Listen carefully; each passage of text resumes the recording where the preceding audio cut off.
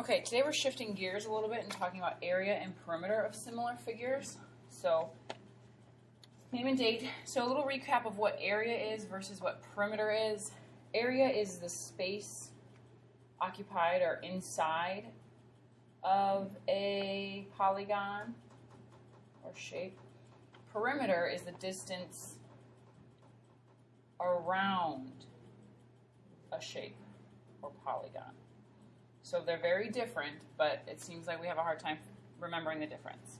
So a couple examples. Now we would take time to do this in class, and since I'm doing a video, I'll go through it a little bit quicker. But this says that the scale factor is going to be 3. So we're going to blow this thing up by 3. So if we measure, we've got 1, 2, 3, 4 boxes on the left, so that would be 4 on the right.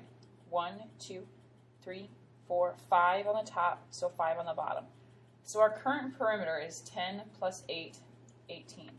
So if I were to blow this up, and I'm just going to keep going off to the right here, so I'm going to kind of extend mine. So here will be 5, and then, so 3 times longer will be 15 boxes. So here's 1, 2, 3, 4, 5. That would be double.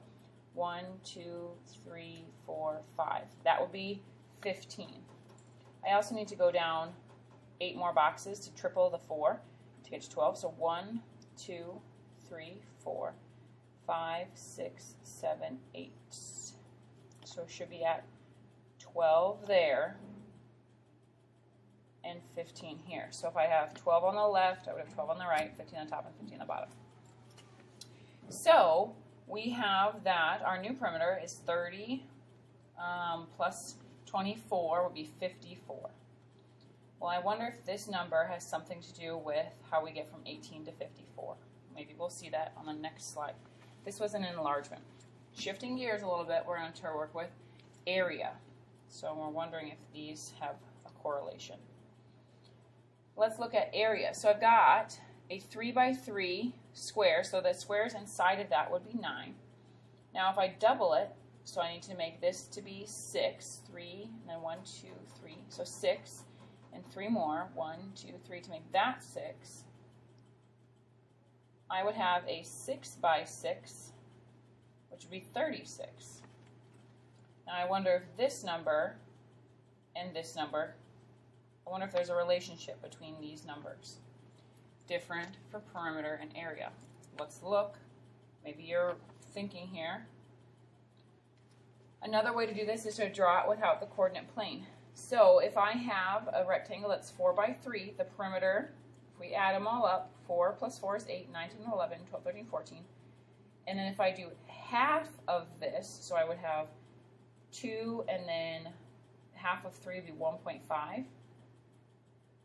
We would have 2 plus 2 is 4, plus this makes 3. That would be 7. I wonder how we get from those numbers if there is a relationship. This is a reduction. Oh, we forgot enlargement on that one.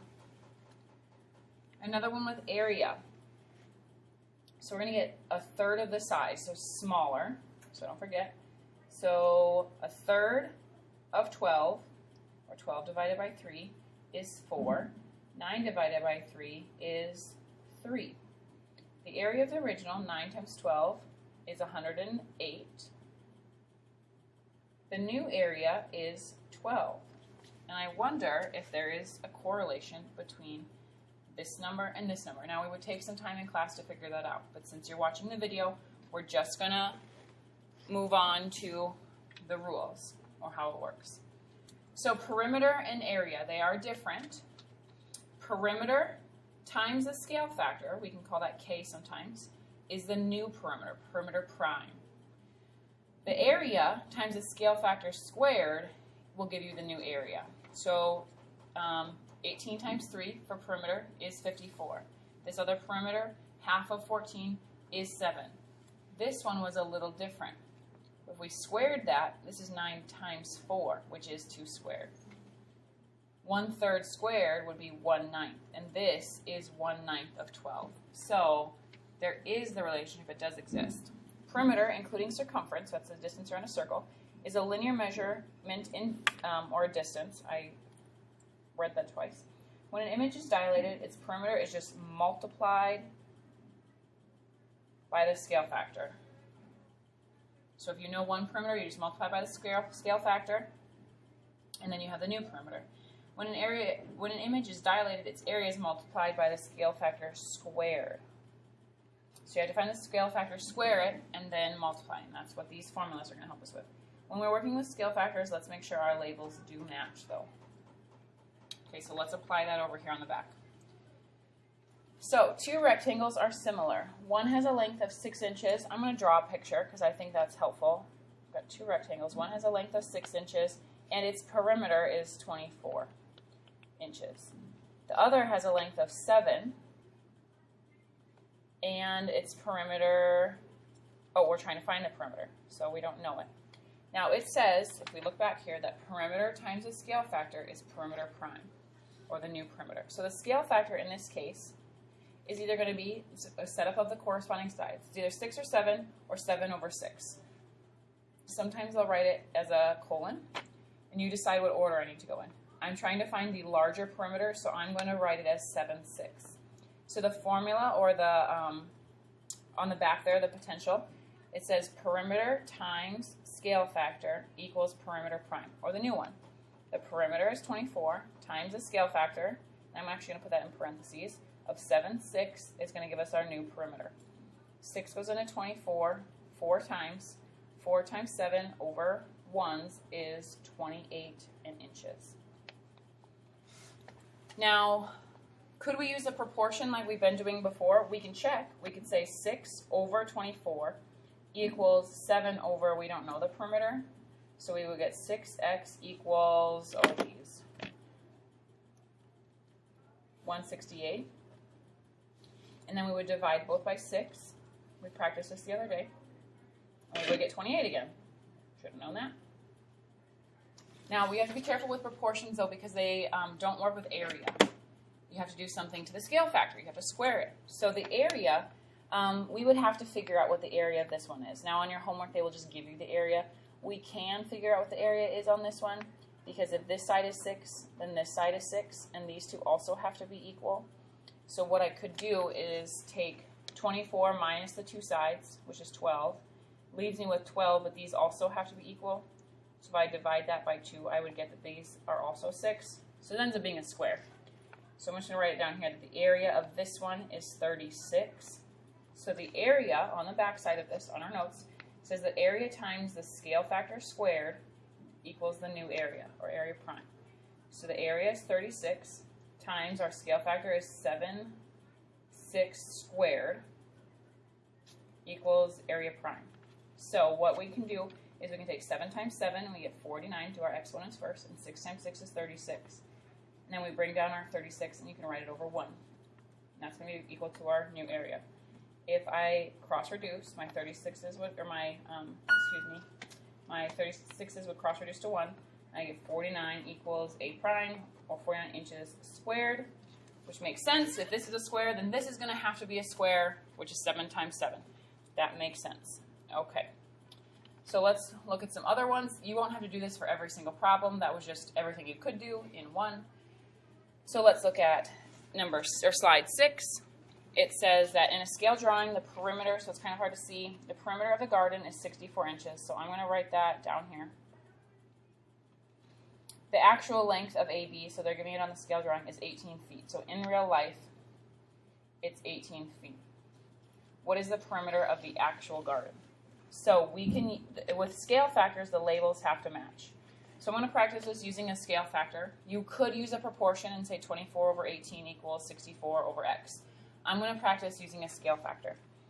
So the 18 feet has to be converted to inches. So if we take this times 12, 18 times 12 is 216. So the scale factor, we're trying to find the perimeter of the large one. So that means that the larger number needs to go on top. So the perimeter times scale factor equals perimeter prime. So we have 64 times the scale factor, which is 216 over 24. Since we're going big to little, I'm going to put this in parentheses right over 1.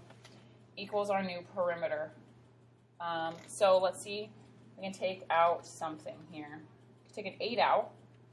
We get 8 and 3. Is 216 divisible by 3 to simplify up and down? It is, so we can simplify up and down as well. So we're left with 8 times 72, which is 576. So our new perimeter is going to be 576 inches. If you wanted to figure out what that would be in feet, we could divide by 12. Doing that over here on the side, and we get 48 feet. On your homework, it'll tell you what I want, but I basically want you to be able to use this and make sure that when you're using the scale factor, your labels match. You could have done this with a proportion, but I'm going to stick to scale factor. Last one, we're going to do a little bit of both here.